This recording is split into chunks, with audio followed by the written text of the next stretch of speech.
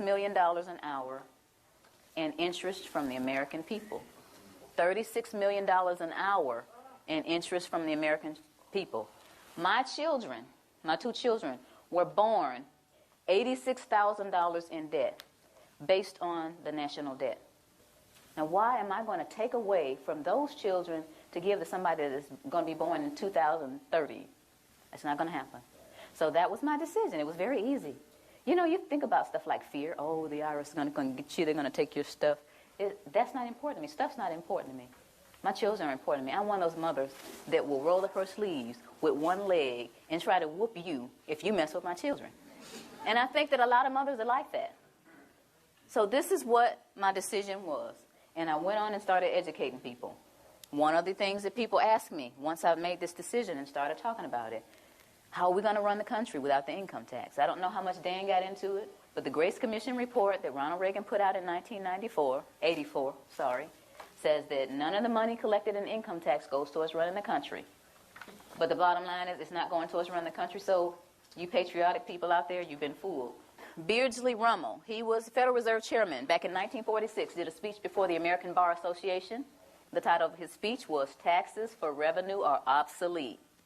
Within the body of this report, he says that the taxes, the income taxes for redistribution of wealth. What is redistribution of wealth? What is that? That's taking from me that I've worked hard for and giving it from somebody else to somebody else. Shouldn't I have the right to redistribute my wealth if I want to? Another question that they ask me is, how come I haven't heard this on TV or on the radio or in the newspaper? Well, sweetie, the simple answer to that is the same people who own the television stations and the newspapers and the radio stations are the same people who are involved with the Federal Reserve. And here is a little statement that says that it only requires 5% ownership to significantly influence the media. Rockefeller is one of the original shareholders of the Federal Reserve. As early as 1963, the House Banking Subcommittee reported that Rockefeller, through Chase Manhattan Bank, controlled 5.9% of the stock in CBS and the bank and gained interlocking directorates with ABC. I went all the way through high school, all the way through college, all the way through testing for the CPA, and all this Irish training and didn't hear about any of this. You think they want this information out here for you guys to eat up and chew up and find out what's really going on? I don't think so. Now, another one. Why don't we just tell our elected officials about this? And to make a really long story short, the We the People Foundation, the same people that put out this ad, put together a hearing. And these 40 researchers were going to ask the IRS and the DOJ these questions, and we're going to have this big meeting in Washington called the Truth and Taxation Hearings. Okay? So we got together with 537 questions. So we sent them the 537 questions so they could research and have the answers, and what did they do? They reneged on coming. They signed off on it, but they reneged on coming.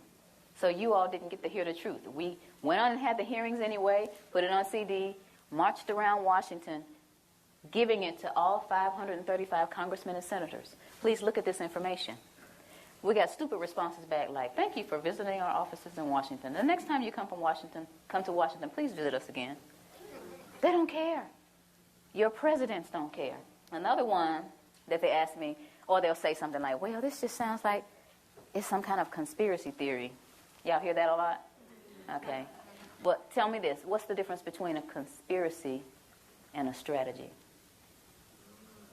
Don't you understand that this is all by design? All this black, white stuff. You're white, I'm black, you know. You're a Democrat, I'm a Republican. You know, y'all heard of divide and conquer before, right? Why y'all letting them do it to us? While I'm sitting up here arguing with this man about what his great-great-great-granddaddy did to mine, there's this big old fence closing in around us. And while I'm sitting here wasting time and he's sitting here telling me why he doesn't know, we need to put our heads together and figure out how to get out of this fence that these people are building around us. Am I right? Yeah. That's what we got to be. Divide and conquer, we can't let that work anymore. It's been working all these years. Then we need to get together and understand. First of all, you need to understand what is going on with your money. You work hard. It's like we're a hamster on a wheel. This country started out with taxation without representation. Where are we now? How did we get back to where we started? We got lazy and comfortable. Get out your comfort zone. I never tell people to file a tax return. I never tell them not to file. I never tell people to pay taxes, and I never tell them not to pay. What I tell people is to do your own research, do your due diligence, and decide whether or not you're going to be a slave or get off the plantation. That's your choice. So in essence, you're wasting time. As long as you continue to feed the monster's going to grow. They're going to laugh in your faces. Any kind of cause that you have, anything that you're trying to do in your life concerning getting things back on track with our country, the way it's supposed to be, you're going to get laughed at because you continue to give them the money to do whatever it is they're doing to us. A lot of people don't care. A lot of people get the money taken out of their checks and they actually think they're getting, I get back $3,000 every year. They don't take anything from me. I say, sweetie, look at your W-2. They took $14,000. They gave you back $3,000 of your own money. Oh.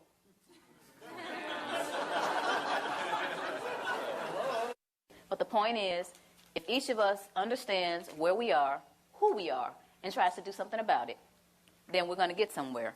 This is a great country, but it's off track. And who's going to get it back on track? Yeah. Thank you. Thank you all.